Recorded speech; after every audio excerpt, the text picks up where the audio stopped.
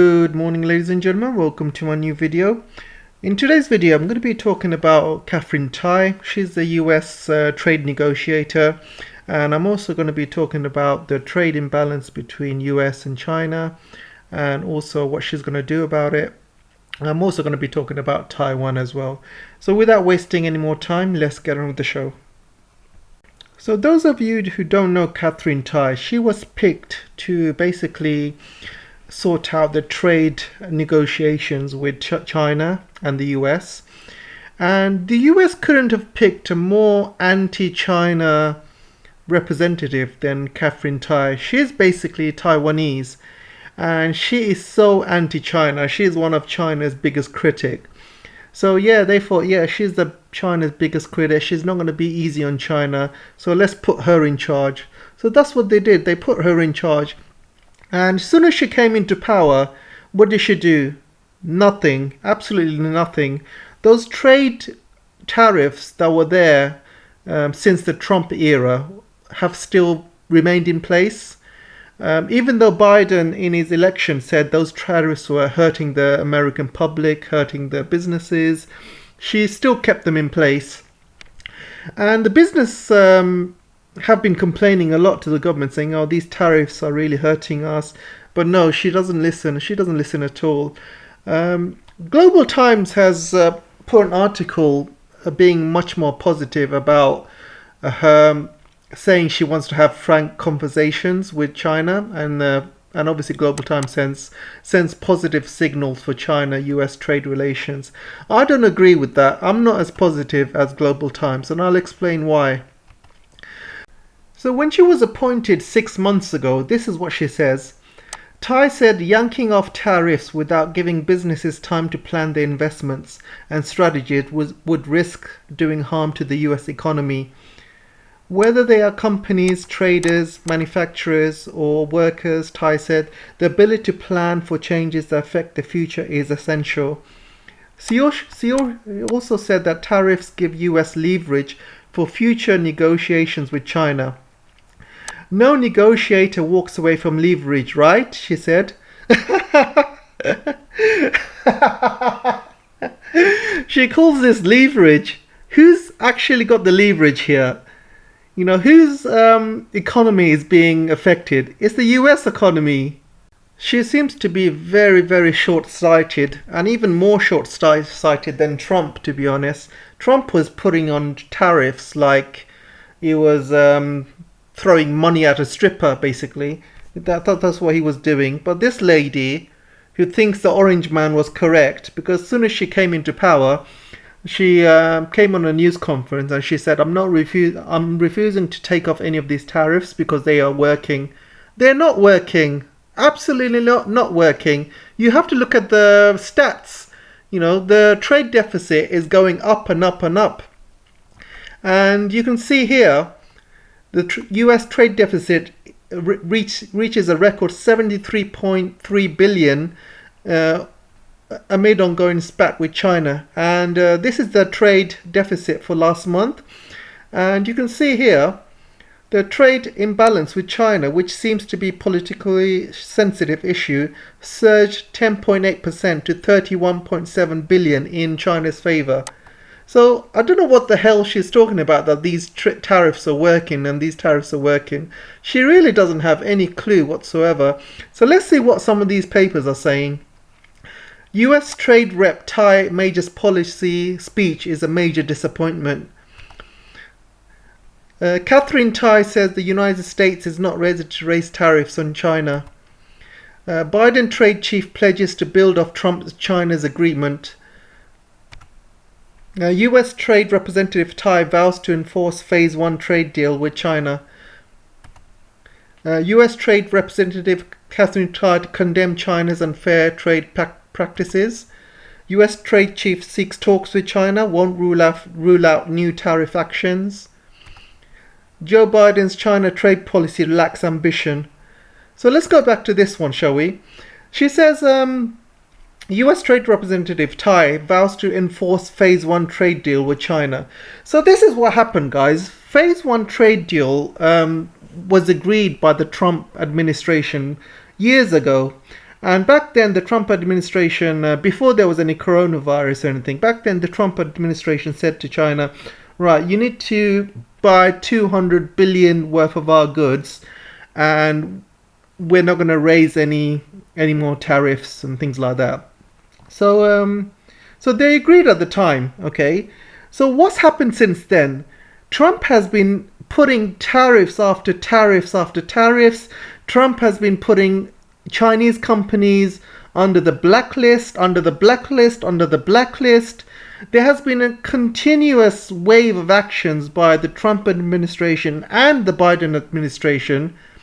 Don't forget that Biden administration carried on a lot of the Trump work. And now they expect China to enforce the phase one trade deal, that was agreed. So this is what this sounds like, right?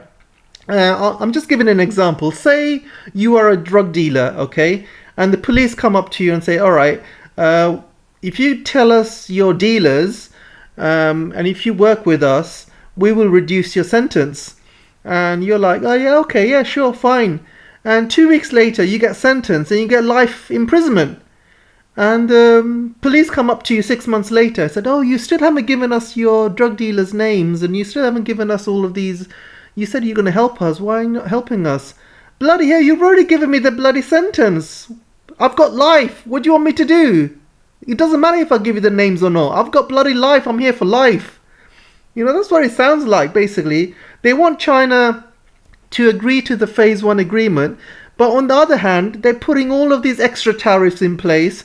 They're putting all of these Chinese companies into the blacklist. They're doing everything they can to contain China. Absolutely everything they can. And they expect China to stick with its, phase one trade deal. It's just not fair, guys. Absolutely not fair. And this woman, she does not know a thing about trade. She does not know what she's doing. Trump didn't know what he was doing with the trade and all these tariffs and everything. And she's just carrying on what Trump's policies. Why can't she come up with her own policies? This is a new administration. Why couldn't she start fresh? No, she doesn't have the creative bottle for that. And plus, she's so anti-China, guys. She is absolutely so anti-China. She doesn't care if America's economy busts. As long as she doesn't give China 1 inch, not even 1 inch, she doesn't care if America's economy goes down the pan. Absolutely ridiculous. Absolutely ridiculous, guys. She mentioned she's going to have some frank talks with China about this trade deal. But I don't put any hopes on it, guys. I don't have any hopes on this. Do you know why? So you can see that, even the Western papers are saying this. Scrapping the deal, lifting the tariffs on China is scarcely credible as Democrats fret about the possibility of losing control of both the House and Senate in next year's midterm elections. So you can see they're very scared about losing these tariffs. Even these tariffs are really bad for American economy. All the businesses are literally complaining. This tariff, these trade imbalances is going up and up and up. These tariffs have not worked. But they don't want to look weak. The Democrats do not want to look weak. And that's the problem. If they reduce all the tariffs, they think that, they're going to lose the midterm elections next year. They're going to make America look weak. But no, if they lose these tariffs, I think the Democrats would gain a lot of respect, not only from the rest of the world, but also from some of the Republicans as well. Because when you're standing up for what's right for America, if you do something which helps the American economy and the American economy starts boosting up, and you do something brave and it works, then, that's brave. That's being brave. Not doing anything is a coward's way out. What they're doing now is they know there's a big anti-Chinese feeling all over the Senate and all over America. So they're just going along with the bandwagon, guys. They don't really looking at the economy. But if they did something brave, if Biden suddenly stood up and said, look, listen, Catherine, just scrap these tariffs and just start again. Just have a chat with the Chinese and work out a good solution. Just get rid of the tariffs. Just start from a brand new slate. That would have been brave. That would have been giving a lot of respect to the Biden administration. Biden has done really dumb things this year, like pulling out of Afghanistan, and he's done a lot of stupid things. But if he gets rid of these tariffs, that would be probably the bravest thing he's ever done. But he's not that brave. His administration is not very brave, and they're not very clever. They're not going to do anything like that, guys. So don't hold any hopes up. There's other reasons as well. There's, right now, there's a huge issue between the US and China, mainly because of Taiwan. And this brings me to the next topic, actually. And you can see there's been a lot of Taiwan excursions by Chinese planes going through some of Taiwan's airspace. And as you know, Taiwan airspace also goes across China as well. So let's not get into that. I did a video on that the other day.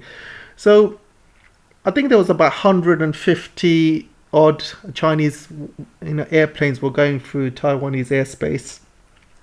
And the United States had come up with a very, very strong statement to the Chinese saying, you need to stop this. This is causing a lot of issues, and you need to stop this. And they came up with some really strong statements. And China replied back saying, it's America that's causing all of this. You guys are doing all these joint military actions across the Taiwanese Strait and across the sea close to China. You're sending representatives to China. You're looking at opening Taiwanese embassies and stuff like that. And in the recent statement by the US, they clearly said, you need to stop flying planes to democratic Taiwan and things like that.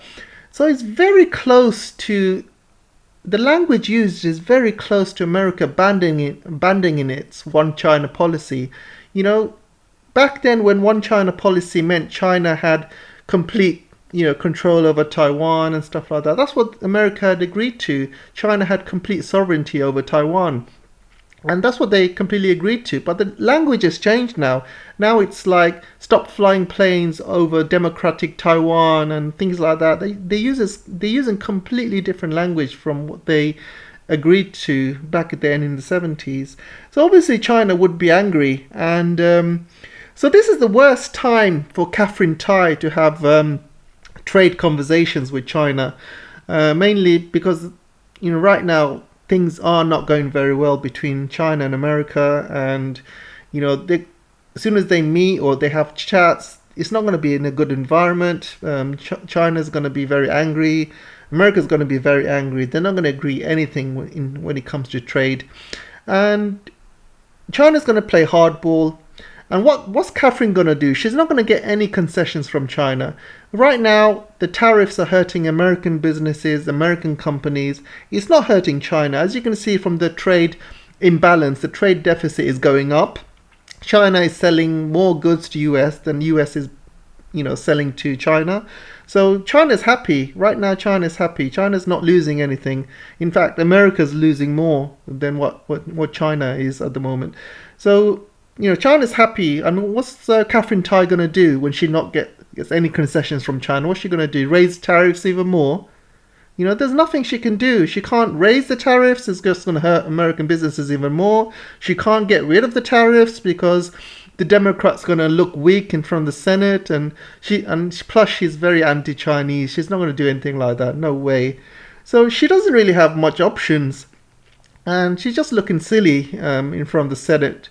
Trying to talk tough to the Senate, saying, yeah, I'm going to get concessions out of China. I'm going to do what's best for the American economy. She talks a lot, but in the end of the day, guys, she's not going to do anything. She hasn't done anything for the last 6 months. What the hell has she been doing last 6 months? She's just looking at this phase 1 trade deal. What a load of crap. And don't forget, this phase 1 trade deal happened when there was a coronavirus outbreak as well. Has she forgotten about that? There was a huge...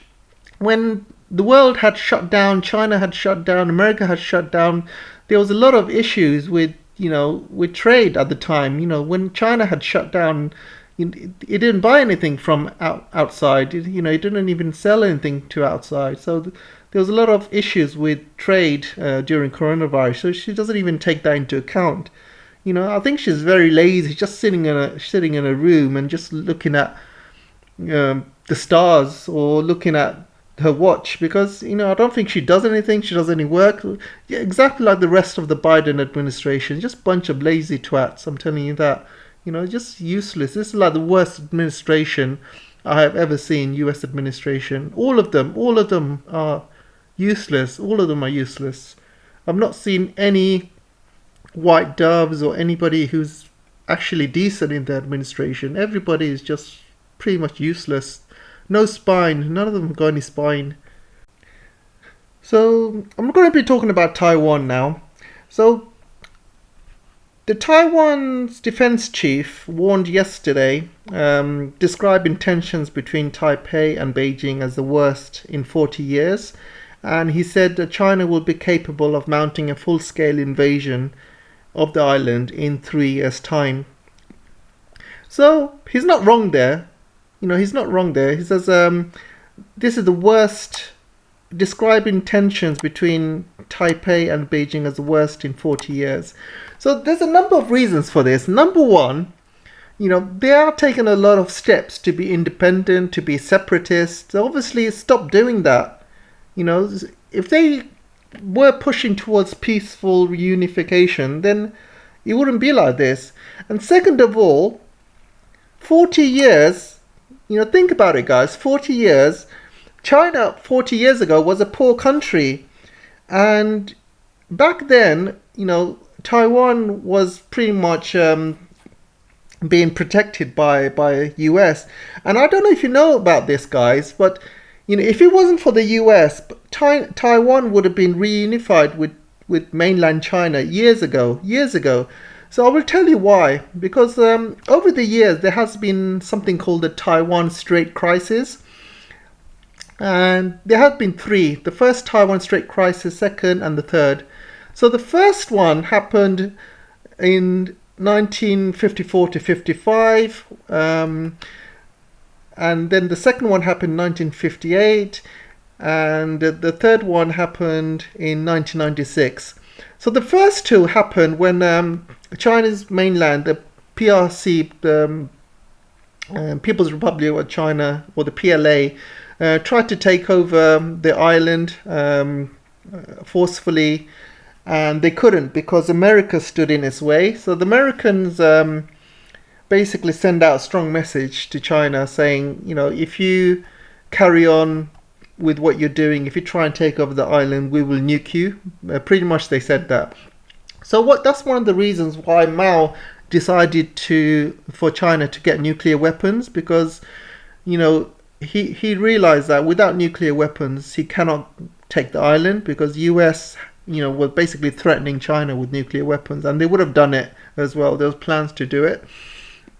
And the third Taiwan Strait crisis, it was when Taiwan was taking steps to be pro-independent and things like that, and China wasn't happy, and China sent some ships to basically towards Taiwan. But unfortunately they couldn't do much because American aircraft carriers were basically stationed straight away, and they came and stopped China from taking any steps into attacking Taiwan or taking over Taiwan.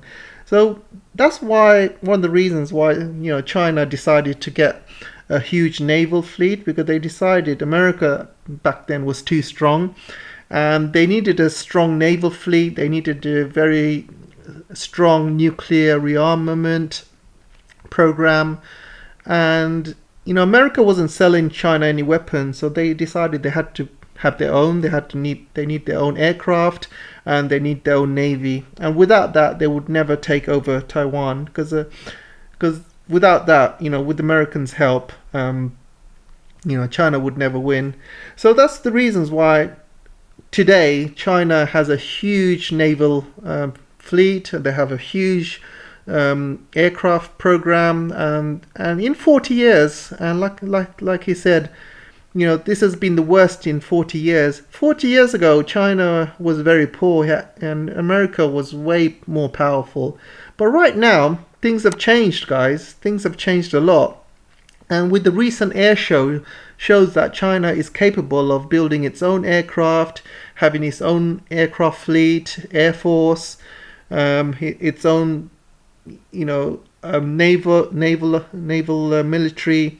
So whenever there's a war now in the Taiwan Strait, and if there is a war when trying to reunify Taiwan with the mainland, China could defend itself. And if America is stupid enough to send its, aircraft carriers and troops in any, if there's a war, then America's aircraft carriers will be taken down very quickly, because there's thousands of missiles, there's hypersonic missiles, plus it's got a really good, naval fleet, submarines, air force, and anything around the Chinese mainland, whatever aircraft carrier ships that come near it, they're just going to get blown out the water, guys. There is no way Americans will be able to send anything to protect Taiwan right now. And by 2025, China would be in a very, very strong position. Its air force would be matured with, hundreds and thousands of new airplanes like the J-20s, the F-31s. So they will have thousands of J-16s, so many aircrafts China will have ready by 2025. Plus, you'll have 3 or 4 aircraft carriers, loads of ships, loads of submarines, loads of missiles, plus loads of nuclear weapons. So if China wanted to in 2025, they can easily take over Taiwan. And if America is stupid enough to send its aircraft carriers along the Taiwan Strait, then they're just going to be blown out the water. So what he says is right. This has been the worst, tensions has been the worst in 40 years. 40 years ago, there was no tensions because, Taiwan knew they were being protected by the US, and back then China was quite weak. But they're not, the dragon has finally awoken. The dragon has woken up from his sleep. So he's right, and China will be capable of mounting a full-scale invasion in Taiwan in 3 years' time. They're perfectly capable of doing that. Absolutely. So he's right on many sense. And so, yeah, that's all I wanted to say for today, guys. So let me know what you think, and I'll see you in the next video. See you soon, guys. Take care. Bye.